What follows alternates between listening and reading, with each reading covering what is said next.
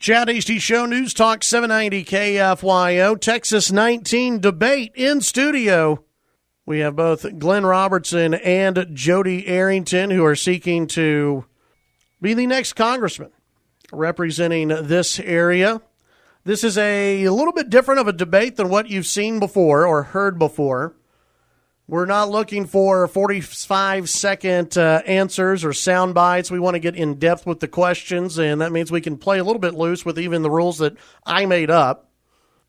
The answers will be somewhat limited to about 2 to 2.5 minutes long. We want to get in depth with the answers. If we feel as though there's a topic where we can get in depth and there may be some disagreement, I have absolutely no problem spending much more time on that issue, because the goal of this debate, really the goal of all these debates, is to show differences between these two candidates, and for you, the listeners, the voters out there, to have all the information possible when you head to the polls, with early voting starting very soon with Election Day on May 24th. We flipped a coin right before the show.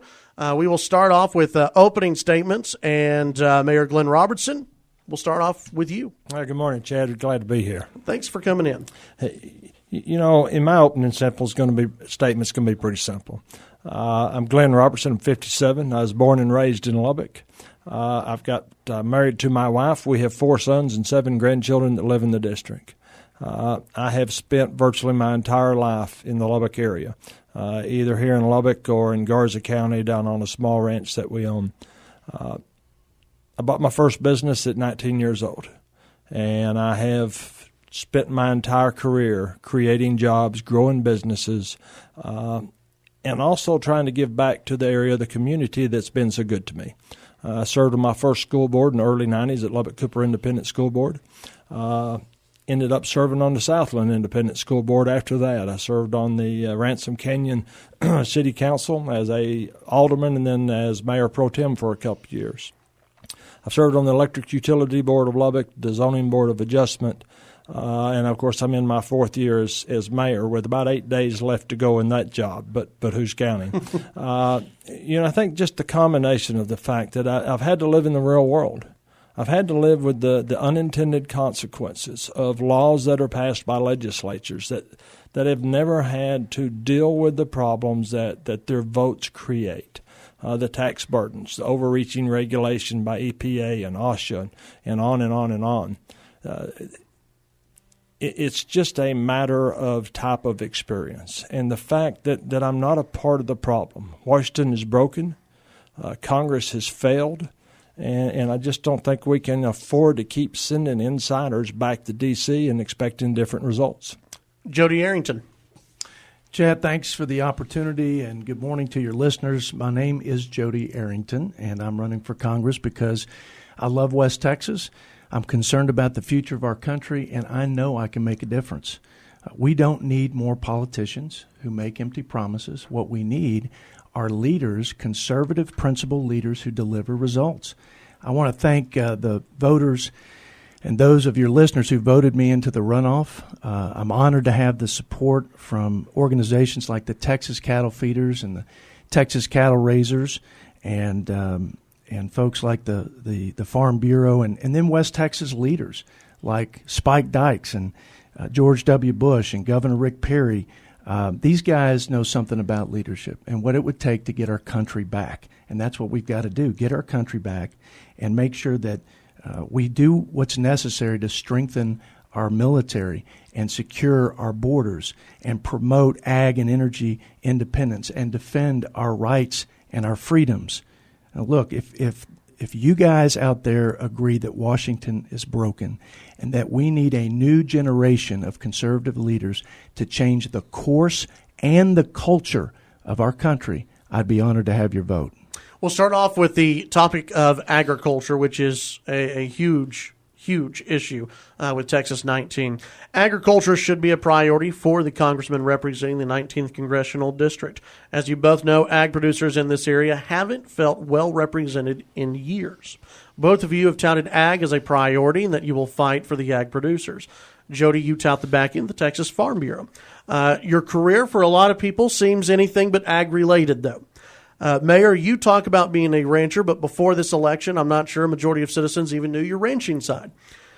Instead, they knew you as a business owner and owning a country club here in town.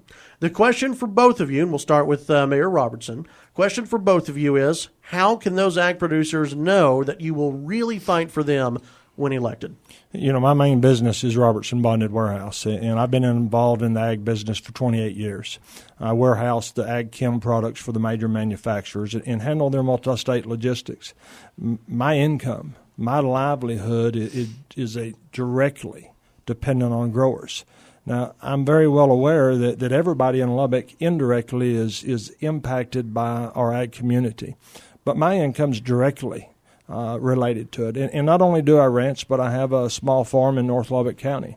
I'm struggling right now trying to figure out, do I want to spend $385 an acre to plant cotton? The decision's probably going to be no, because this farm bill has been a complete failure. It's easy to talk ag on a campaign trail. It's easy to learn the sound bites. We've made the mistake before of sending somebody, a good man, but a man that had no ties to agriculture whatsoever. And he went to D.C., and we were disappointed when he turned down the chairmanship of the Ag Committee and instead took the chairmanship of the Finance Committee. But he was a banker by trade and a developer, and he naturally went to the area that his major interest is. Now, I will tell you in this election, either one of us is going to try to fight for ag. I don't think there's any argument about that, but I think it's a level of passion, and whether or not your livelihood, your children's livelihood, and your grandchildren's livelihood absolutely depends on the grower.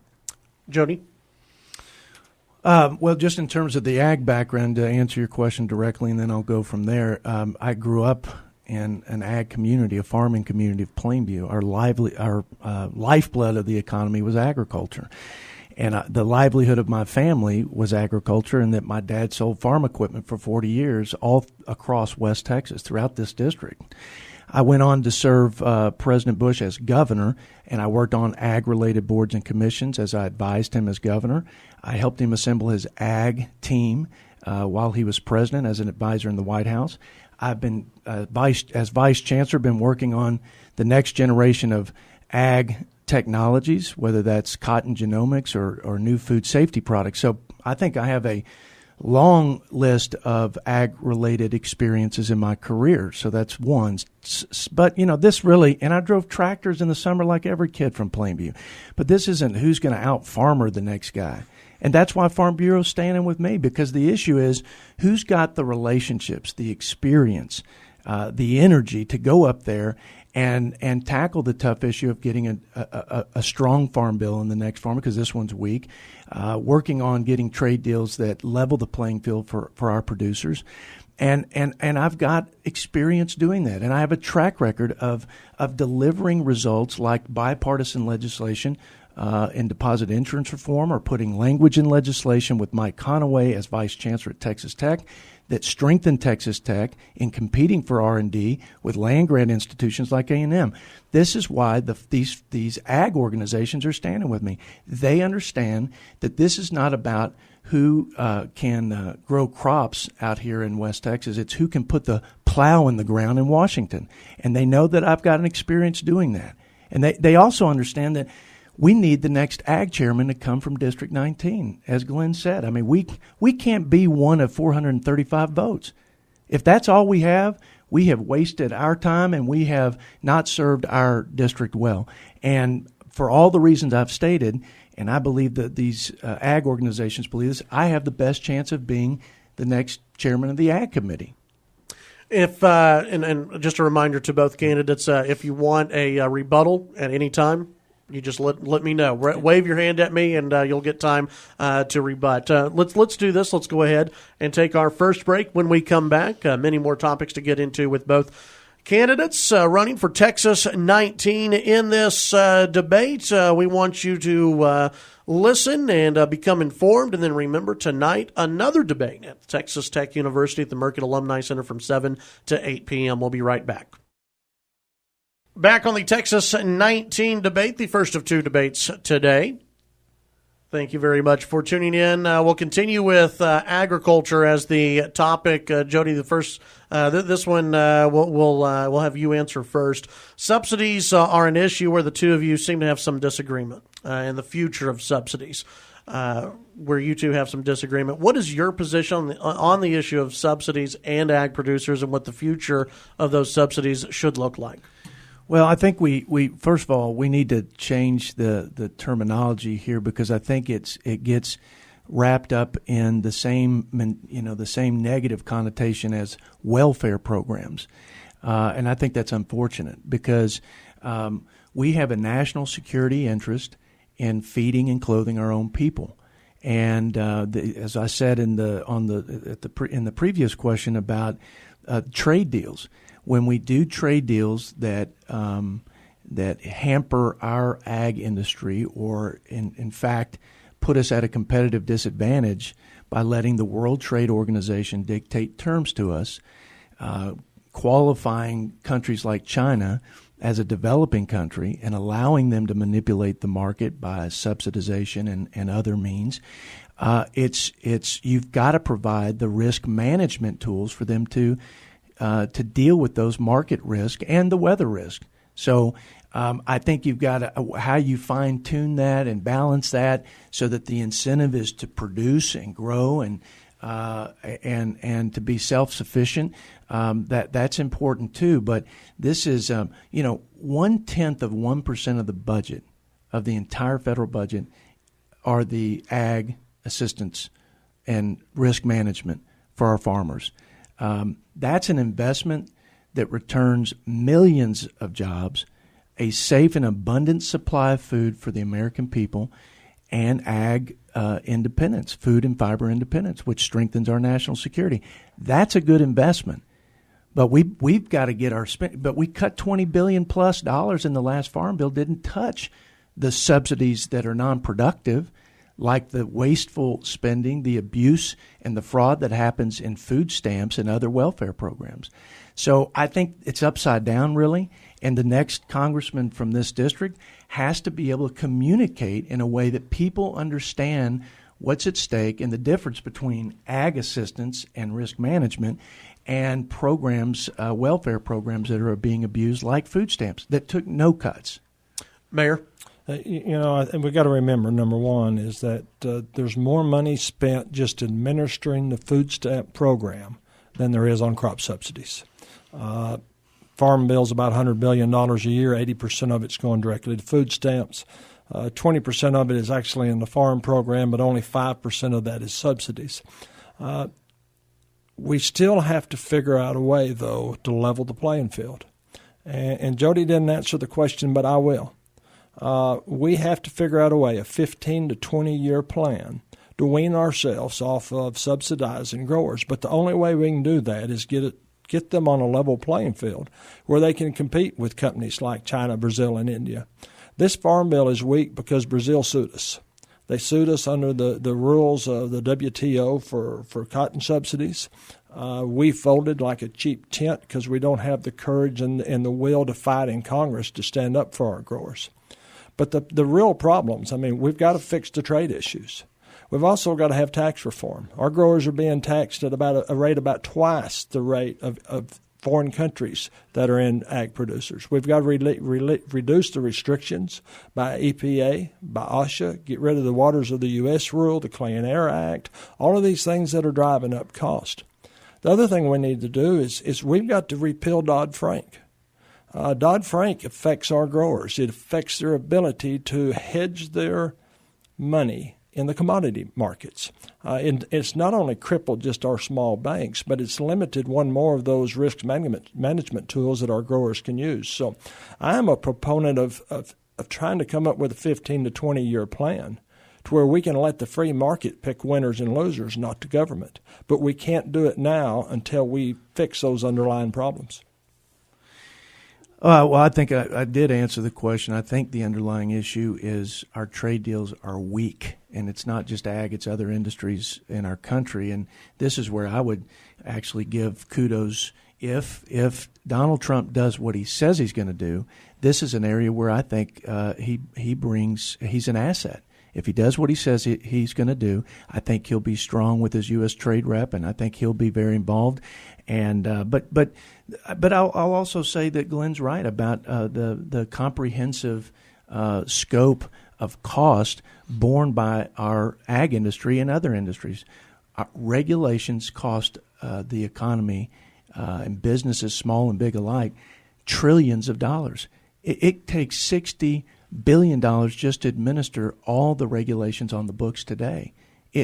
Our economy is absolutely shackled with the burden of high debt and high regulations, and it's not just EPA. It's OSHA, and what they're doing currently. There's a rule out on the Food Safety Modernization Act where they are treating cotton gins as if they're part of the food processing operation or industry, and that just shows you right there that the folks in Washington don't understand what we do out here. They don't understand agriculture. So we need a voice, as we've said before. We need an advocate, and we need to beat back the unnecessary, burdensome, and overreaching regulations coming out of Washington in any administration.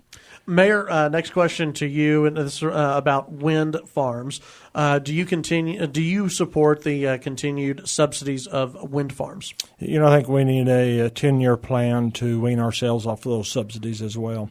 The wind farms have been good for West Texas. They've created a lot of jobs. They've helped balance our portfolio of energy. The problem is, without government subsidies, they're non-competitive. Gas-fired, coal-fired plants are still a much more efficient way and cost-effective way of producing electricity. But this is an emerging technology that a lot of money's been thrown after. You can't continue to throw money at an industry that cannot compete. So, and is competing against other industry. I mean, we're sitting out here, we're also in the middle of the oil patch. Right. And all of these wind farms are hurting our oil producers to an extent. So, I don't think you can shut those subsidies off immediately overnight, because then you shut down the whole industry. But I think you need to pass legislation, and you need to give these folks in the business warning. You know what? You've got a 10-year decrease in subsidy, and it's going to sunset at the end of 10 years. You've got that much time to develop your technology and to try to get to the point where you can be competitive. It is not competitive right now, and even with the subsidies, the wind energy that the city of Lubbock has purchased cost more than the gas-fired energy that we purchased from Excel. When we come back, we'll continue on with this and many other topics as well. Jodey Arrington and Glen Robertson running for Texas 19, the first of two debates today right here on News Talk 790 KFYO. We'll be right back.